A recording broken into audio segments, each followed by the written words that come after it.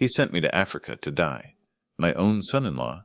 He handed me the tickets, smiled, and called it the trip of a lifetime. He didn't mention the guide he hired to make sure I never came back. He thought I was just a grieving old contractor, easy prey. He forgot one thing. I don't just build foundations. I tear them down too. If you're listening to this, subscribe to the channel, and let me know where you're watching from. It helps to know I'm not alone in this world. My name is David, and I need to tell you how my sanctuary became my prison. The smell of sawdust always grounded me. 40 years as a contractor. It was the scent of stability. Hard work, home, I built things meant to last. Houses, schools, additions. Things with strong foundations. I thought I had built my family the same way. I was wrong. It had been 18 months since Emily died. 18 months of silence in the house we built together. The rooms felt too big. The hallways echoed. Every corner held a memory of her laughter. Now just a ghost. Grief hollowed me out. It left me tired. Vulnerable. I wasn't just lonely. I was lost. And vulnerability, I learned, is blood in the water. My daughter Sarah worried about me. She has Emily's eyes. Kind. Quick to tear up. "Dad, you can't keep rattling around in this big house alone," she insisted. It was just weeks after the funeral. The pain was still raw. A gaping wound. "It's too much for you to handle," she said, twisting her wedding ring, a nervous habit she'd developed recently. "I'm fine, sweetheart," I lied. The words felt heavy in my mouth. "No, you're not," she pressed, her voice gentle but firm. "Let us move in. Let us take care of you." Us meant Sarah and her husband, Mark. I hesitated. The house was mine, my sanctuary, but looking at her face so full of worry, I couldn't say no. I was too tired to argue. I thought I needed them. That was my first mistake. Mark was a man who wore expensive shoes and talked about leveraging assets and market volatility. He worked in finance, always chasing the next big deal, always on the edge of something huge, or so he claimed. He was charming, the kind of charm practiced in front of a mirror, smooth, polished, shallow. When they moved in, the familiar smell of sawdust faded. It was slowly replaced by his expensive, spicy cologne. It choked the air. The house didn't feel like mine anymore. It felt like his territory. He rearranged the furniture.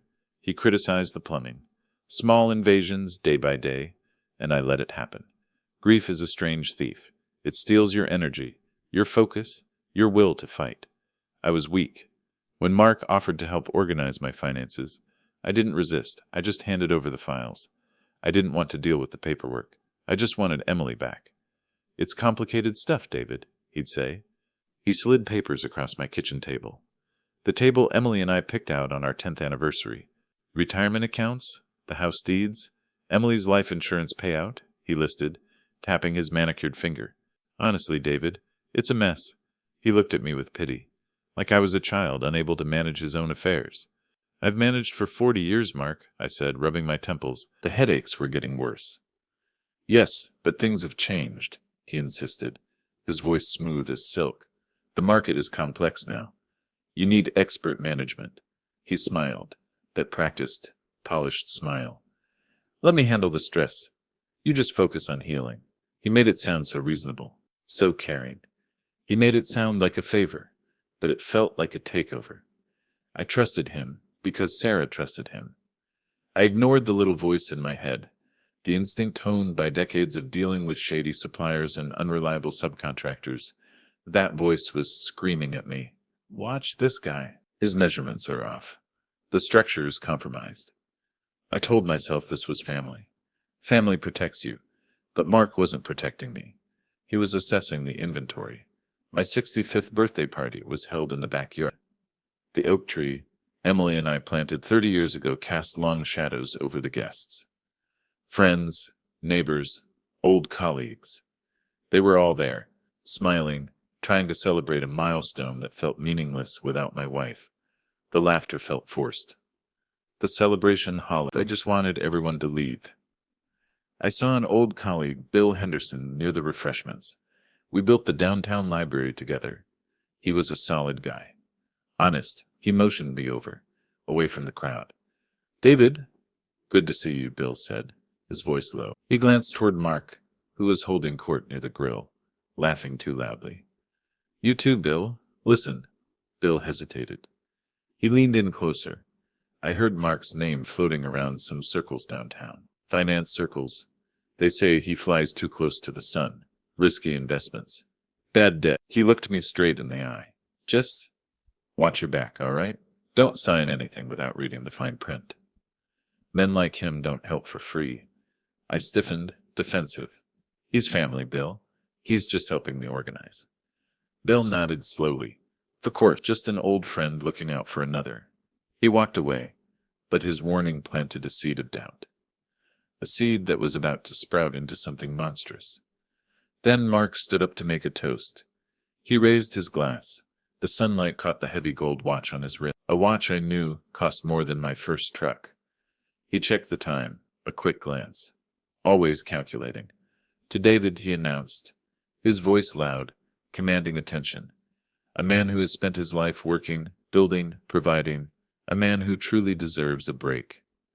He walked over to me. His smile was wide, blinding. That felt fake, like a mask. He handed me a thick, glossy envelope. My stomach tightened. Something felt wrong.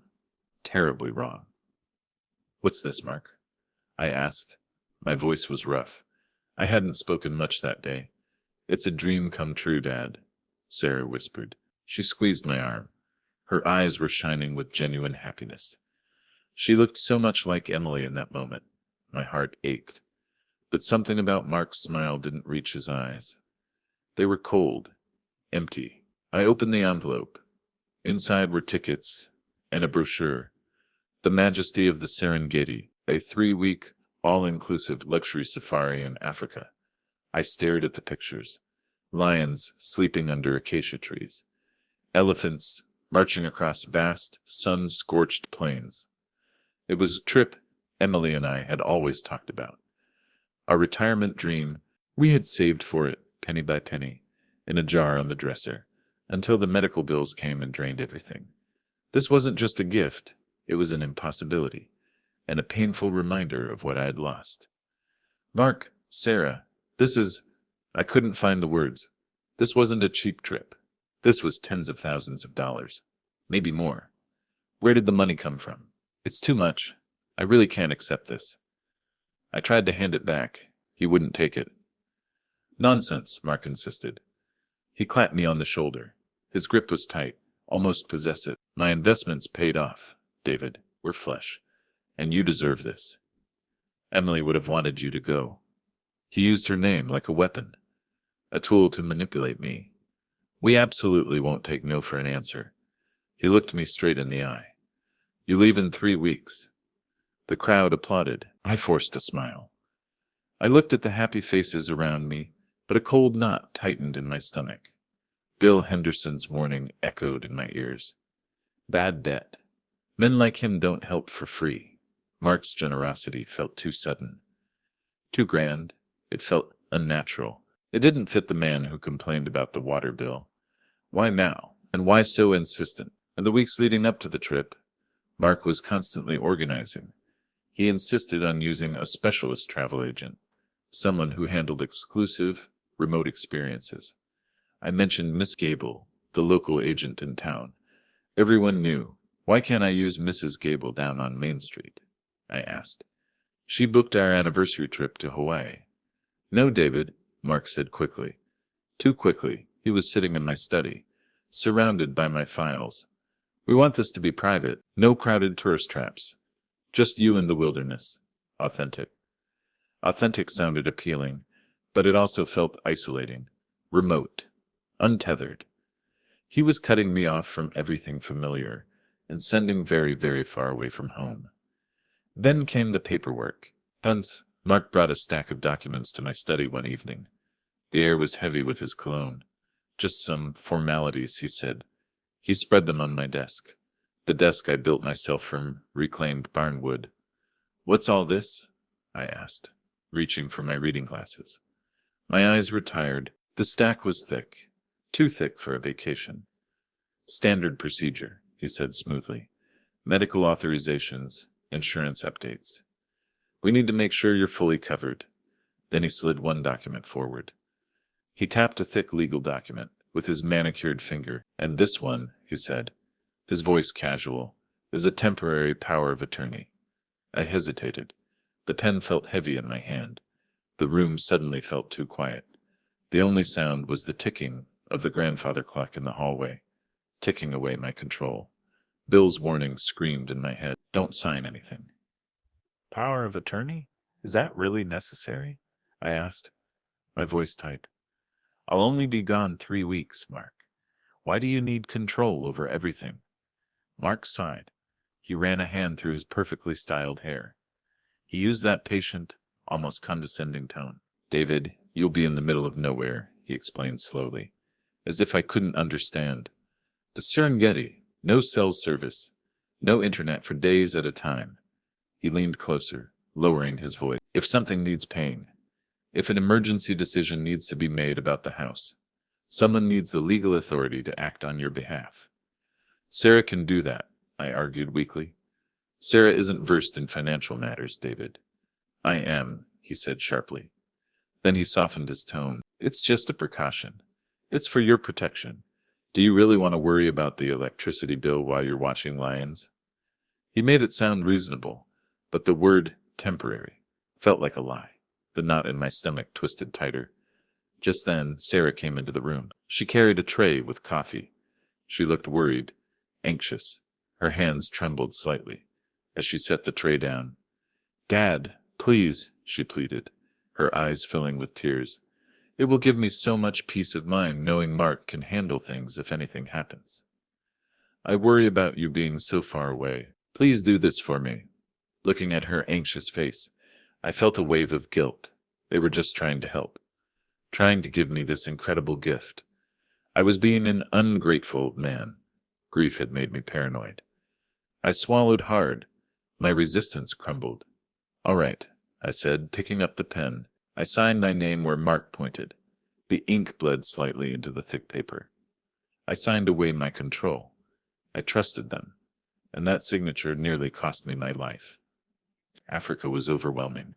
The scale of the place made my worries seem small.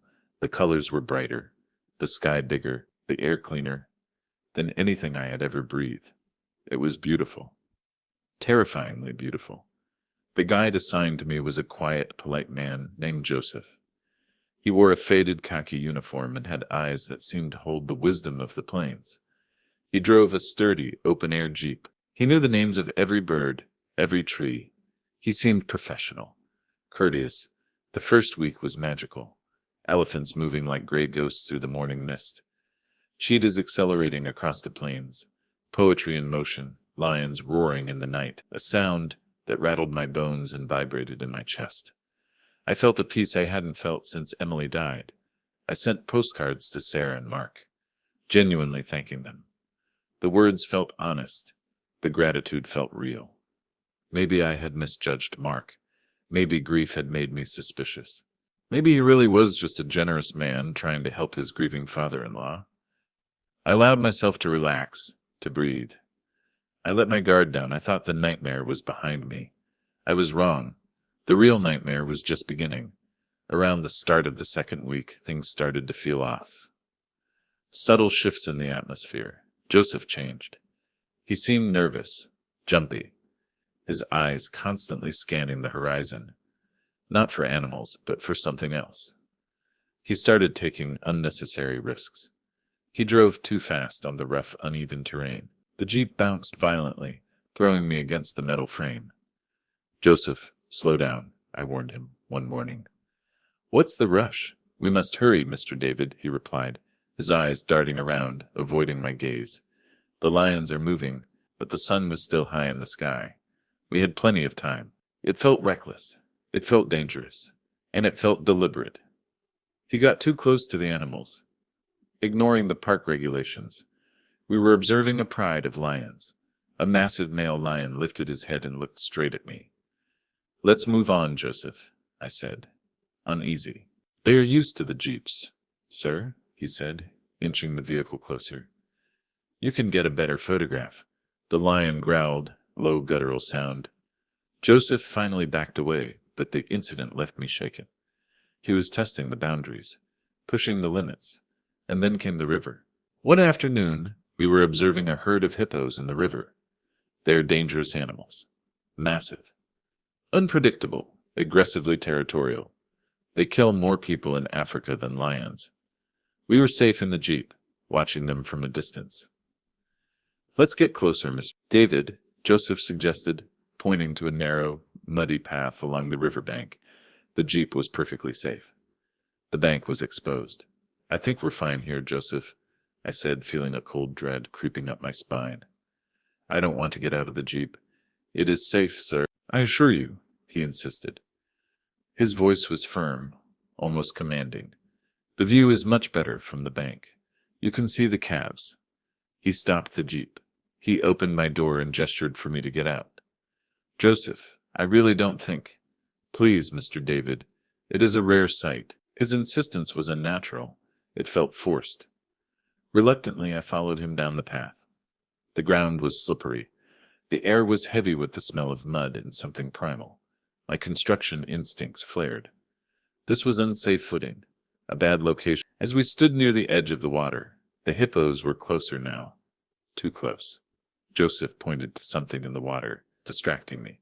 "Look there, Mr. David, a crocodile." I leaned forward, distracted, squinting.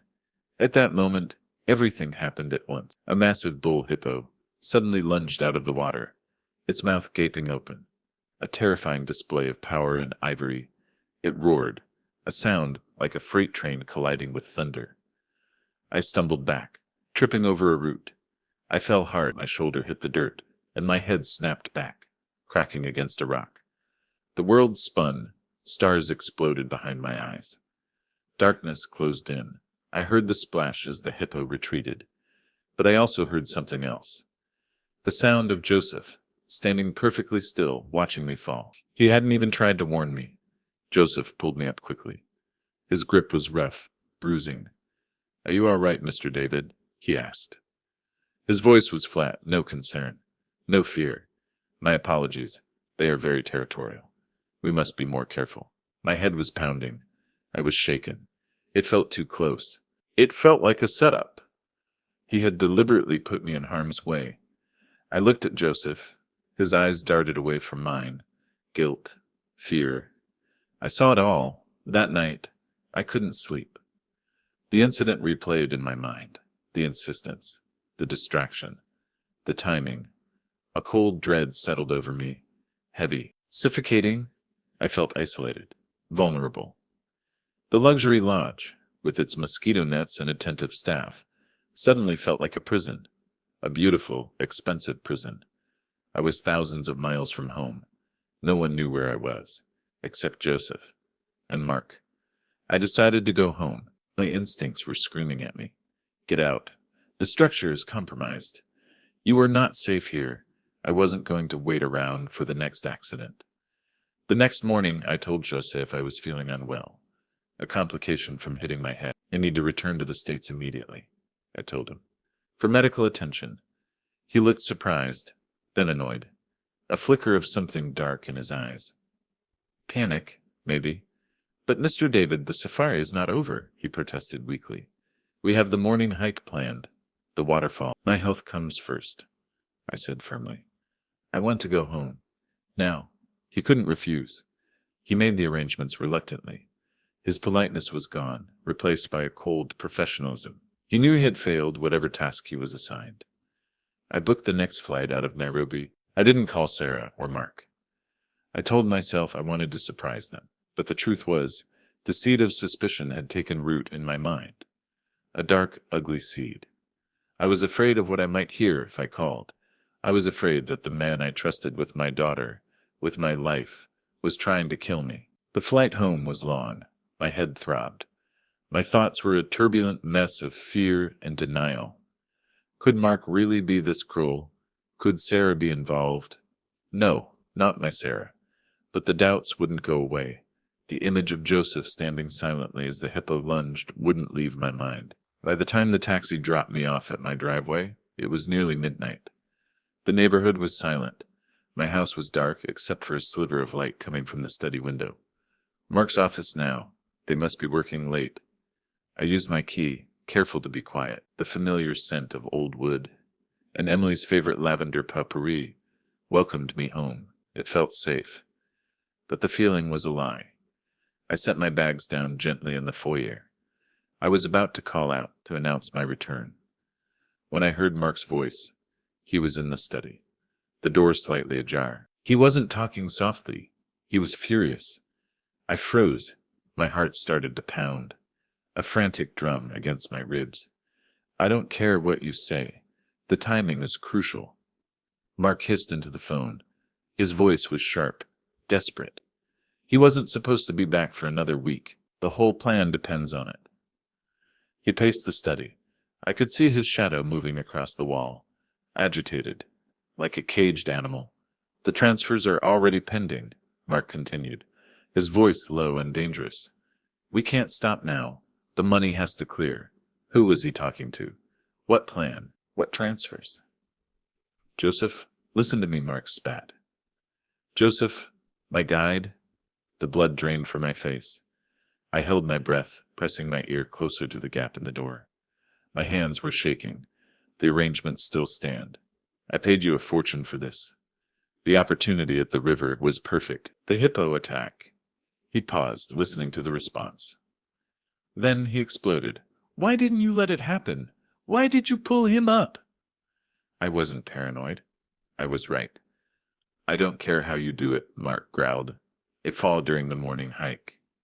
Another accident. It has to look like an accident. It has to happen there, in Africa. No questions asked. He paused again. I could hear him breathing heavily. I need this clean, he whispered, the desperation clear in his voice. The creditors are closing in. The bank is questioning the transfers. I need the inheritance. Now. The world tilted. I leaned against the wall, struggling to breathe. The trip, the generosity, the power of attorney. It wasn't a gift. It was an execution. My son-in-law had planned to murder me. He was talking about my death like a business transaction. We need this clean. The words echoed in the silent hallway. I thought about Sarah. Sleep upstairs. Oblivious to the monster she had married. Did she know? No. My sweet Sarah. Mark's financial problems. Bill Henderson was right. He wasn't just successful. He was desperate.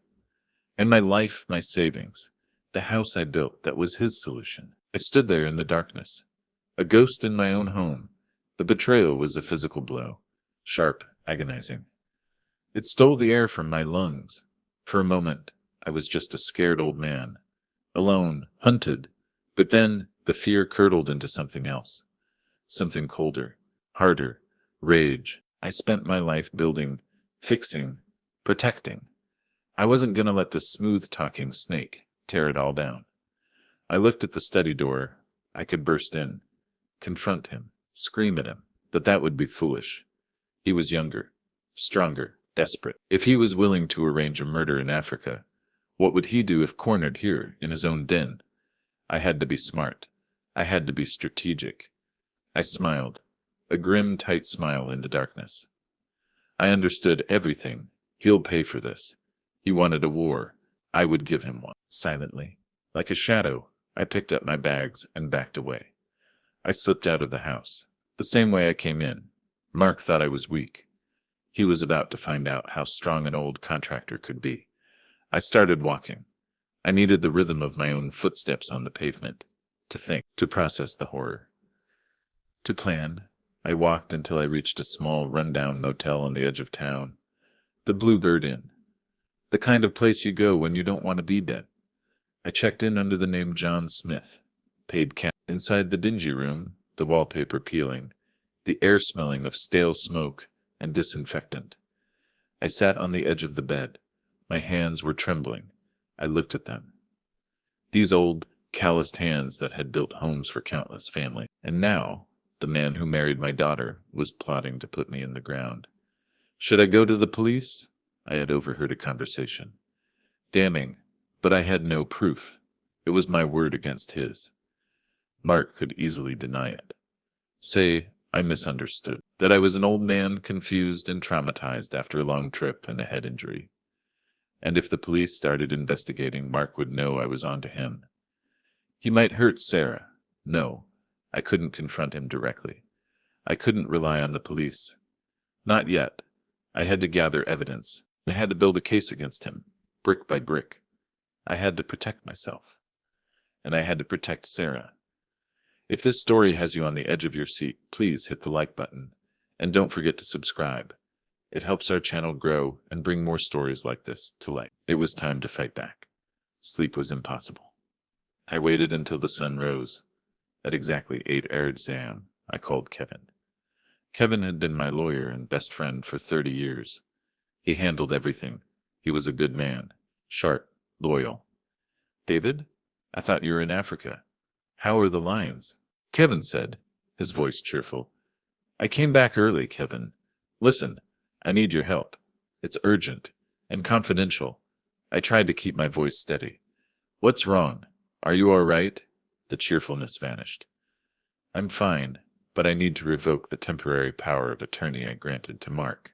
Right now, today, Kevin sensed the urgency. That can be done quickly, David. Come by the office around noon. We can talk then. I couldn't tell him the truth over the phone. I needed control. I just needed him to act. After hanging up, I opened my laptop. The motel's Wi-Fi was slow, agonizingly slow. I logged into my online banking. My breath caught in my throat. My stomach dropped. My savings account. 50 years of hard labor. The money Emily and I saved. It was nearly empty. 3 large wire transfers. Initiated just 2 days ago. Hundreds of thousands of dollars. Moved to an offshore account I didn't recognize. Cayman Islands he was already stealing from me. He started the process while I was still in Africa, while I was supposed to be dead. The audacity was staggering. The cold, calculated nature of his betrayal was terrifying. He wasn't just a monster. He was a thief. I called the bank immediately. My heart was pounding. The customer service representative was polite, unhelpful. I'm sorry, Mr. Miller, she said, her voice robotic. The transfers were authorized using the power of attorney on file. They are currently pending, but once initiated. International wires are very difficult to stop. You don't understand, I insisted, my voice rising. The power of attorney was obtained under false pretenses. It's fraud. It's theft. I understand your concerns, sir, she said, but the only way to stop a pending transfer is for the account holder to come into the main branch. In person, with the legal revocation documents. I had to wait until noon for Kevin, then race to the bank. I risked being seen, but I had no choice. At noon, I took a taxi to Kevin's office. I wore a baseball cap and sunglasses. Paranoid. Hiding, I signed the revocation papers. My signature shaky. Determined, Kevin looked at me with deep concern. He clicked his pen. Click, click, click. A nervous habit of his own. David, you look terrible. Please, tell me what's really going on, he urged. I took a deep breath, and I told him everything. The trip, the hippo, the overheard conversation, the stolen money, the murder plot. Kevin listened silently, his face growing grim, his knuckles white as he gripped the edge of his desk. The pen clicking stopped. That monster, he whispered when I finished, his voice trembling with rage. That cold-blooded monster. We need to go to the police, David. Now, not yet, I said. First the bank. I need to stop the bleeding. Then we go for the kill. We went straight to the main branch. I presented the documents to the manager, a stern-looking woman named Mrs. Jenkins. She wore a sharp suit and glasses that magnified her intense eyes. She reviewed them carefully, looked at the screen, her expression unreadable. Miss Miller, the power of attorney was used extensively, she said. Her tone severe. Not just these transfers. Several large cash withdrawals over the past month. My stomach dropped. He had been bleeding me dry longer than I thought. Can you stop the pending transfers? I asked, desperate. Mrs. Jenkins typed rapidly on her keyboard. The silence stretched, tense, heavy. You're lucky, she finally said. The revocation is filed. We can freeze the accounts and initiate a airload the international wires. The bulk of the money is safe. I felt a wave of relief so intense, my knees nearly buckled. A small victory, but crucial. Mark didn't have the money. He was still desperate. And now he would soon find out his access was cut off. He would be furious and dangerous. We will be launching a full fraud investigation, Mr. Miller, Mrs. Jenkins added. I've already flagged the activity to the authorities. Back at Kevin's office, his phone rang. It was a Detective Evans from the Financial Crimes Unit, following up on the bank's report. They are already building a case against him, David, Kevin said, hanging up. The theft is solid, but we need proof of the murder plot. I needed Joseph. I called the safari company, asked for Joseph. I told them I had left an expensive camera lens in his Jeep, a flimsy excuse. It worked. When Joseph came to the phone, his voice was hesitant, suspicious. Mr. David, it is good to hear from you. I am glad you are feeling better. Joseph, I said, lowering my voice. The friendliness vanished. I know about the arrangements Mark made with you. I know about the accident that was supposed to happen, the hippo attack at the river. I overheard Mark yelling at you. Silence, long, heavy. I could hear the static on the international line. I do not know what you were talking about, sir, he finally said, his voice trembling. He paid you a lot of money, didn't he? I pressed, my voice hard, to make sure I never came home. Miss David, please, Joseph whispered. Desperation filled his voice. I did not want to do it. The admission hung in the air. Mr. Mark, he threatened me, Joseph confessed, the words rushing out. He said he would ruin my business, my life. I have a family. Then he confirmed what I heard Mark say. The incident at the river. I couldn't go through with it. I pulled you up. I saved you. I couldn't kill a man. He was scared. I could use that. Fear was a powerful motivator. I understand, Joseph, I said, offering a lifeline. I blame Mark, but I need your help. I need proof. I need you to confess what he asked you to do.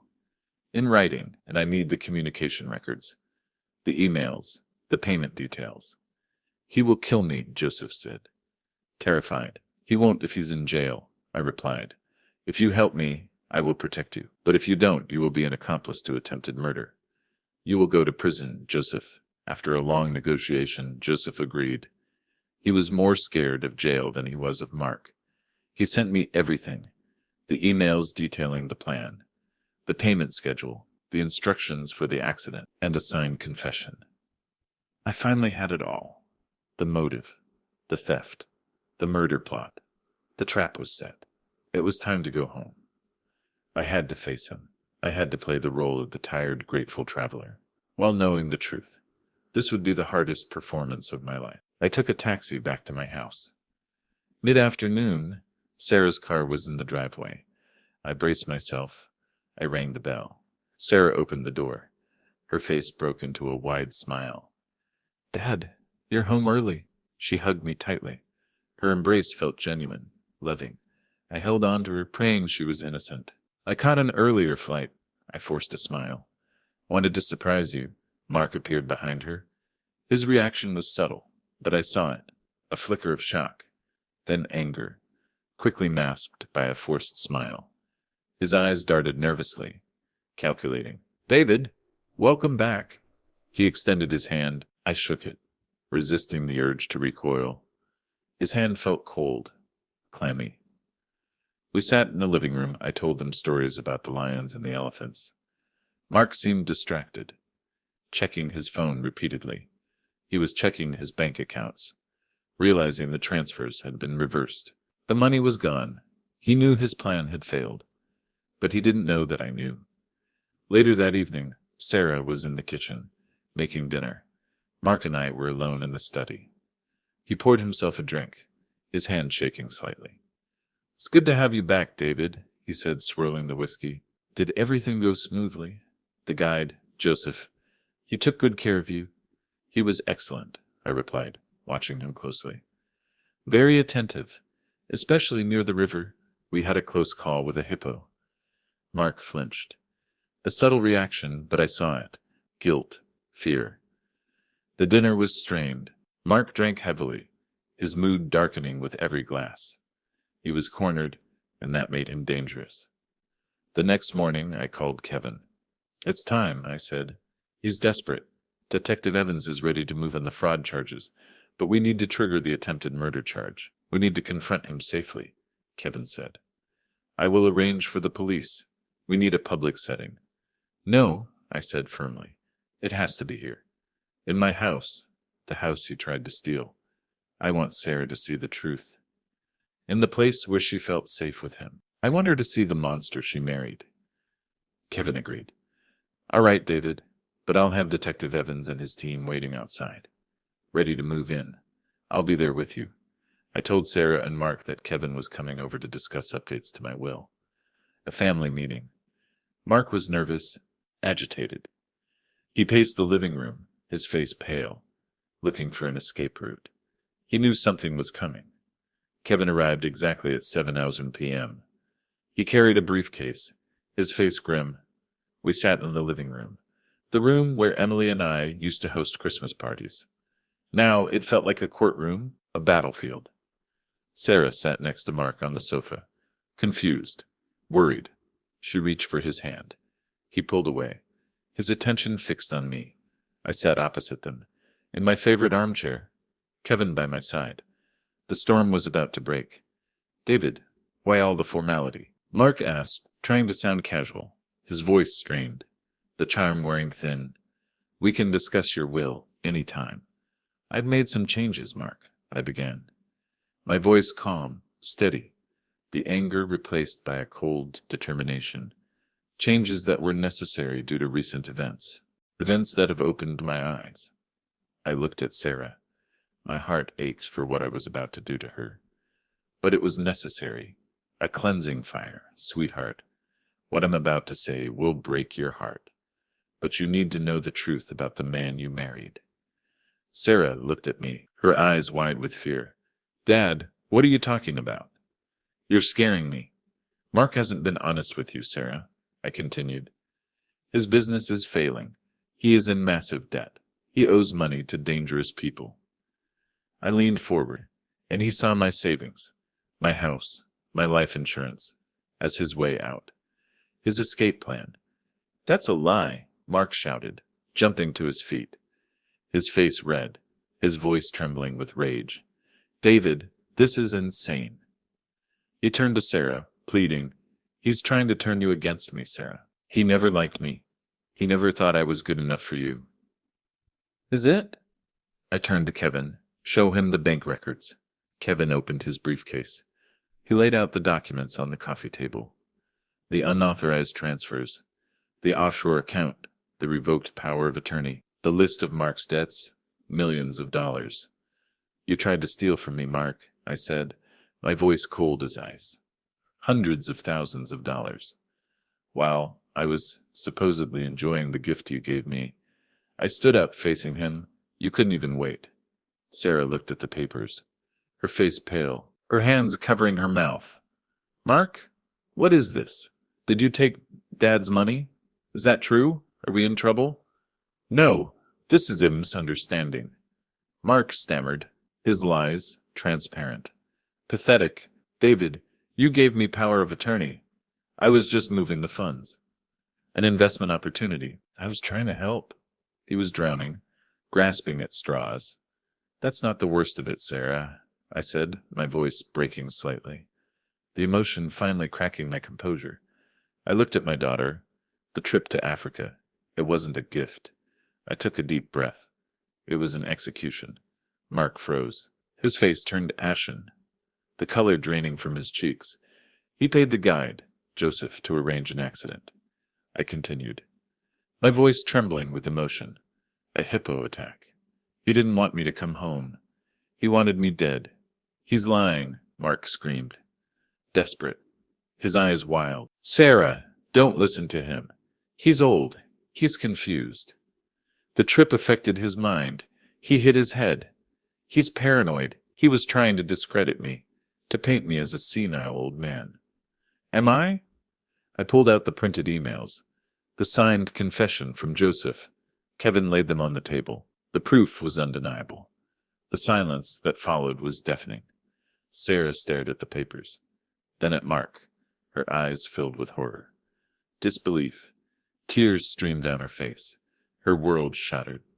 The foundation of her life crumbling around her.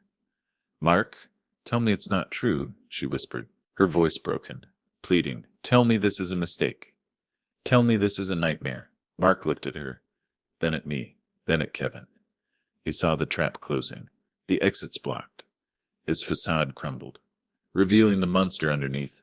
The charm vanished, replaced by a desperate, cowardly fear, and a cold, calculating hatred. "I did it for us, Sarah," he pleaded, reaching for her, his voice cracking. "I was drowning, in debt. They were going to hurt me, maybe hurt you. I just needed the money to fix it, to protect us. We could have had everything. A fresh start." Sarah flinched away from him. Disgust filled her expression. Revulsion.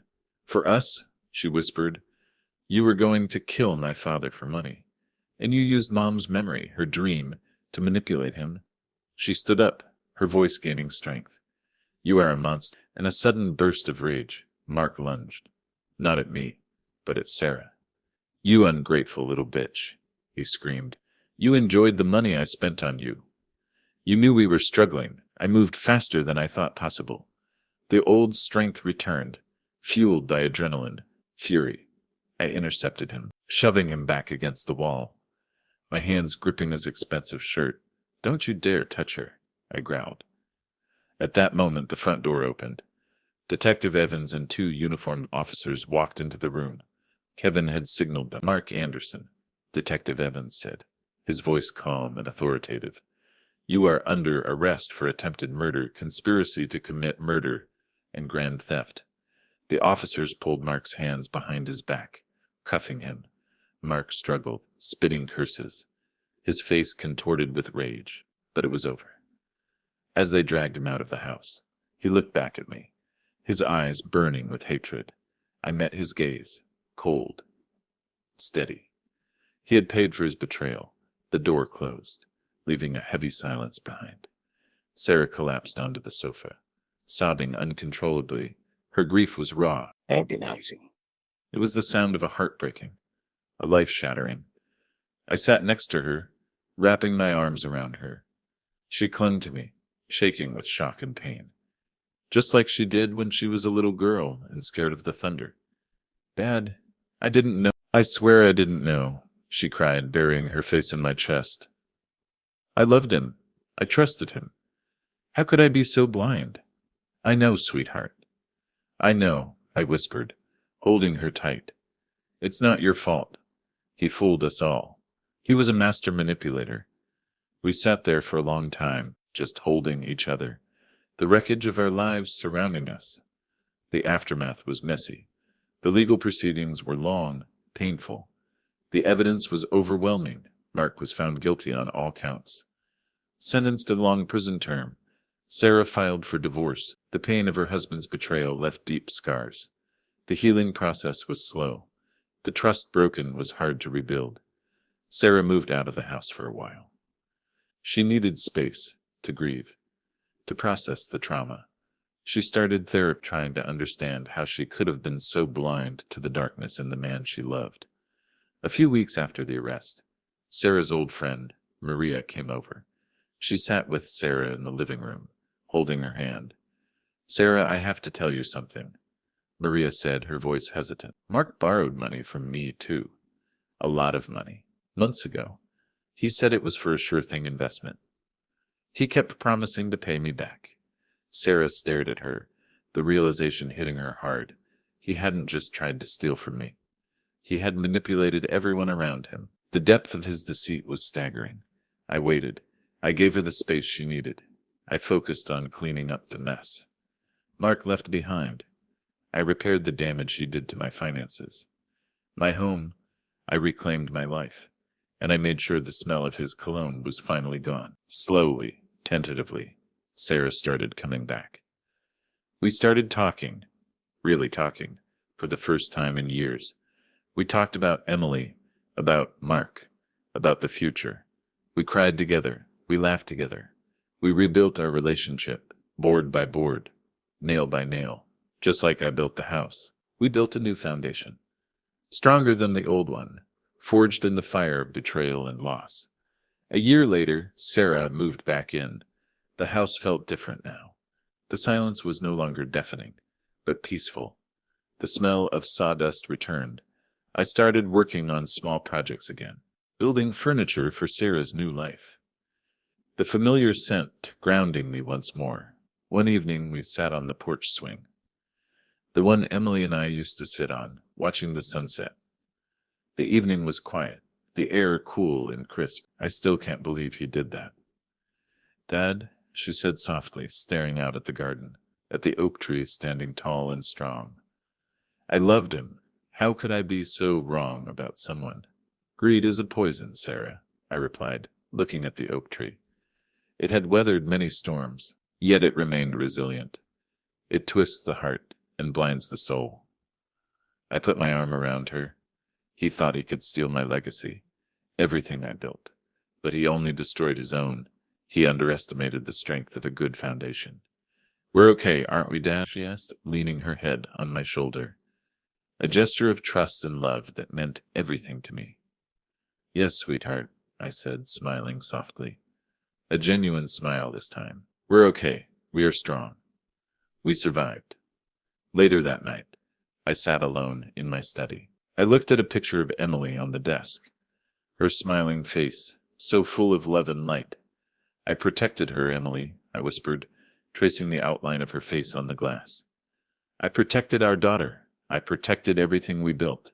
I kept my promise. A single tear rolled down my cheek. I was an old man, tired and weary, but I was alive. I had faced the darkness, the betrayal, the ultimate violation of trust. The victory was bittersweet. The innocence was gone, but I had won. I had proven that some things like family, loyalty, and justice are worth fighting for. And I learned that sometimes the most dangerous predators aren't in the jungle. They are the ones who smile at you across the dinner table, the ones who call you family. I never did take that safari trip again. I didn't need to. I had survived the wilderness of the human heart, and that was enough. Thanks for listening. Please rate our story in the comments. If you enjoyed it, don't forget to subscribe. Your support means a lot, because your time matters.